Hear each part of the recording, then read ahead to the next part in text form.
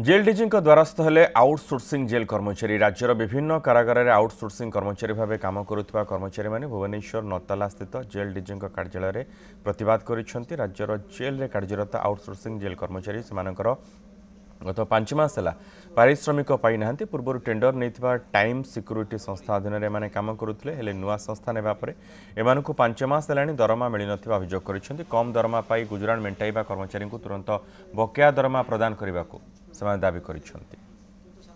आज्ञा मु जेल रे काम कार्यरत अच्छी आज को 18 वर्ष है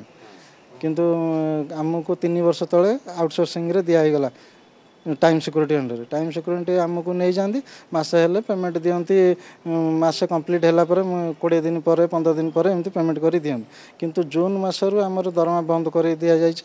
आज को हो गला 5 मास होगा कंपनी आसल 4 मास दरमा बंद है मो पिला छुआ खाई पारे आज्ञा आम बाध्य होकर आसल डी सार पाक डी सार गोटे थर कहले आम आस बुझा बोली कहले एवं आसला कहते आम पाखे किसी काम ना आप जो टाइम सिक्यूरीटी काम करते जातु से पैसा देवे